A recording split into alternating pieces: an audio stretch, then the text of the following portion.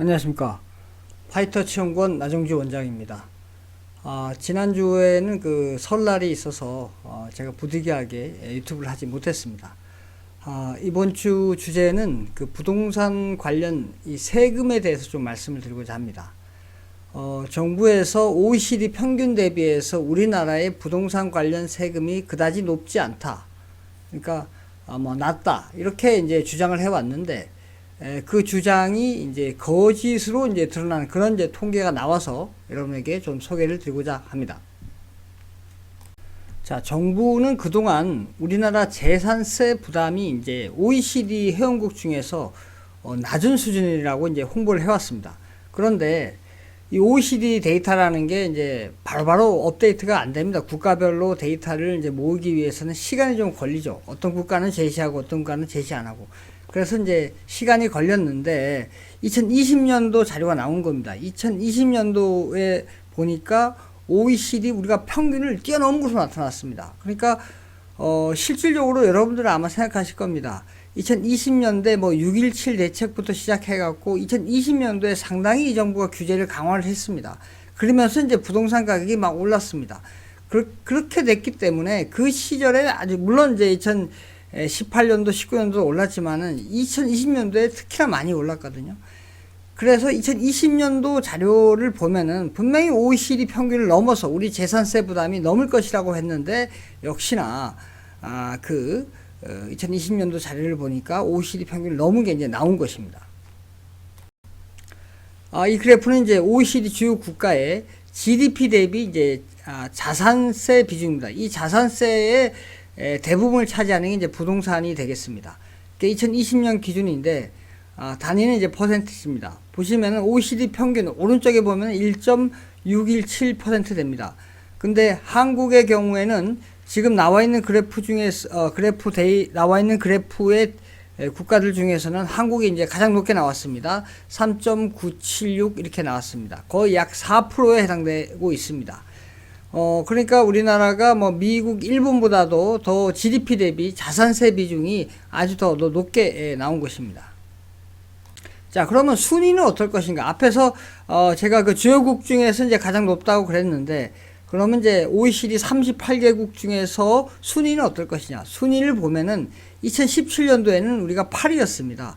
근데 18년도, 19년도 6위로 올랐다가 이제 2020년도에 1위로 크게 점프를 하게 되는 것입니다.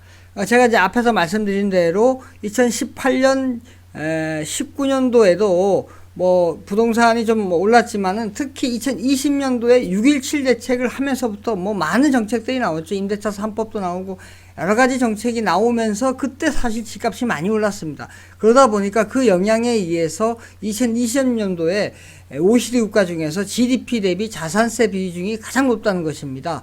그러니까 국민이 이제 부동산으로 내는 이제 세금이 경제 성장, GDP가 이제 GDP의 변화가 이제 경제 성장률이니까 경제 성장 어떤 변화보다 우리가 자산세 내는 어떤 비중, 자산세의 성장세가 그러니까 부동산으로 내는 세금의 어떤 그 성장세가 훨씬 더 빨랐다고 볼 수가 있는 것입니다.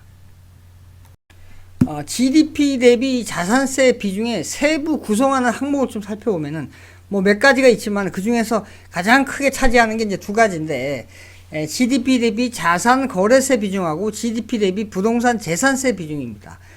이 GDP 대비 자산 거래세 비중은 2020년도에 2.395%로서 2019년 대비해서 19년에는 1.754%였습니다. 크게 뛰었죠. 제가 앞에 말씀드린 대로 2020년도에 집값이 많이 올랐습니다. 그러다 보니까 부동산 세금을 많이 내게 된 거죠. 그러다 보니까 2020년도에 GDP 대비 자산 거래세 비중이 많이 뛰게 된 것입니다. 이때 물론 이제 거래가 이제 부동산 규제를 많으니까 거래가 좀 이제 매물이 줄었다는 얘기도 있지만은 아마 기억하실 겁니다. 여러분들 아마 영끌도 있었고 영끌이 있었고 그 다음에 이 부동산 가격 집값 자체가 올라가니까 자산 거래세 자체가 많이 이제 거치게 되는 거죠. 그 다음에 GDP 대비 부동산 재산세 비중, 이게 이제 보유세에 해당되는 건데 이게 정부에서 OECD 평균 대비해서 우리가 뭐 그렇게 높지 않다 이렇게 얘기했던 건데 그게 바로 2017년 통계입니다. 17년 통계에서는 OECD 평균에 못 미쳤습니다. 그래서 이제 OECD 국가 중에 22위였는데 2020년도에 실질적으로 이 정부가 규제를 많이 하고 집값이 많이 올랐죠. 이때 이제 많이 사단이 일어난 것입니다. 한마디로. 이때 OECD 평균을 넘어갑니다. 이때 2020년도에 부동산 재산세 비중은 1.042%였는데 OECD 평균은 0.991%였습니다. 그래서 OECD 평균을 뛰어넘어서 우리가 13위로 크게 점프하게 되는 것입니다. 이러한 자산 거래세 비중과 부동산 재산세 비중이 커졌기 때문에 우리나라의 GDP 대비 자산세 비중이 OECD 국가 중에 가장 높게 된 것입니다. 2020년도에.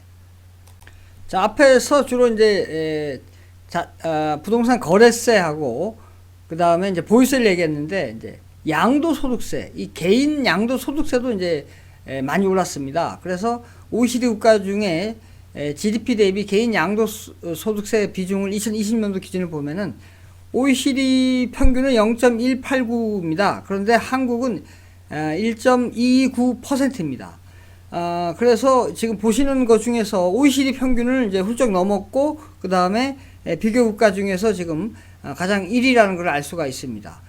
이 개인 양도소득세도 여기에도 이제 대부분 우리나라의 경우에는 주식 양도소득세가 2023년부터 이제 양도소득세를 부과한다 했지 않습니까? 그래서 2020년도에는 대주주를 배제하고 소액주주들은 대부분 이제 소액주주들은 주식 양도소득세를 이제 물지 않으니까 이 개인 양도소득세의 대부분 개인 양도소득세를 차지하는 건 부동산 양도소득세를 의미합니다. 그래서 부동산 양도소득세가 이 정부 들어서 이제 많이 올렸지 않습니까? 그러다 보니까 이제 이렇게 GDP 대비해서 개인 양도소득세 비중이 OECD 국가 중에 지금 주요 비교하는 국가 중에 가장 높게 나타난 것입니다.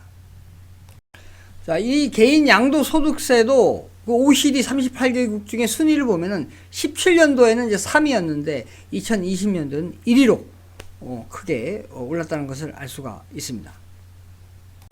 결론적으로 말씀을 드리면은 뭐 모든 국민들이 대다수 국민들이 이제 찬성하실 겁니다. 이 정부가 부동산 정책을 잘못했지 않습니까? 그 잘못했는데 정부에서는 어떻게 하면은 요것을 우리가 잘했다는 걸 홍보하기 위해서 어떤 왜곡된 일부분을 찾아서 그것만을 이제 계속 홍보를 해갖고 국민을 이제 호도한 거죠.